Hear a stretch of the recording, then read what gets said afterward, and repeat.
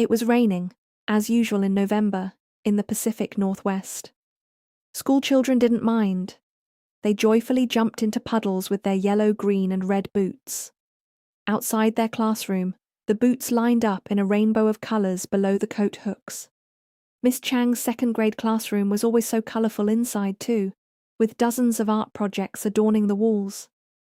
Her students loved to make new projects to show off in class and during parent night.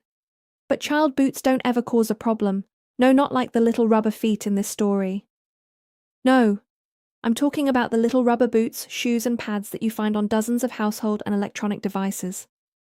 I'll bet you don't realise how many objects have little rubber feet on their bottom in order to cushion and balance the device quietly in place. You can find them on portable speakers, laptops, computer keyboards, lamps, stools, and even on a kitchen food scale. When one falls off, the object doesn't balance. It wobbles and can drive you crazy, like a table that is too short on one leg. Mrs. Johnson spent hours on the phone and her computer trying to find replacement rubber feet for the various ones missing. Of course, it isn't as simple as it might seem. First of all, you can't go back to the store where you purchased it. The product isn't damaged, and no store keeps an inventory of little rubber feet. Then, if you do find the manufacturer, they usually put you on hold. They're laughing at this time, and give you an 800 number or website to follow. Once online, it's impossible to find the little rubber feet in the product description. Calling technical support won't help. They say little rubber feet are not a technical problem. Mrs. Johnson finally found a Contact Us button where she could describe her problem. Embarrassed, she asked if she could purchase a replacement little rubber foot for the item in question. When she tried to submit the question, the stupid "I'm not a robot" gotcha made her select street signs, chimneys, and other objects in the grid of squares. A few days later, she received an email. The company would repair the unit if she would mail it back to them. At that point, she gave up. Mrs. Johnson was forced to repeat this process for the half-dozen objects in her house that had missing little rubber feet. She estimated that it took her over 20 hours and a couple bottles of wine to find the missing feet. While she was on the phone, her daughter Heather tugged on her mum's sleeve. "Mum, will you help me with my art project?" "Dear, it's more important that you do it yourself." "But Mum, I want mine to look good."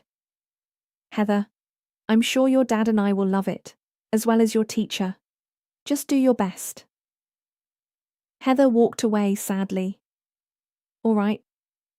Come back here." Her mum gave Heather a big hug.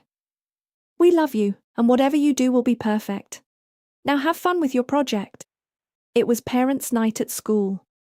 Heather held her mum's hand and pulled her into the classroom. Mrs. Johnson greeted Miss Chang warmly.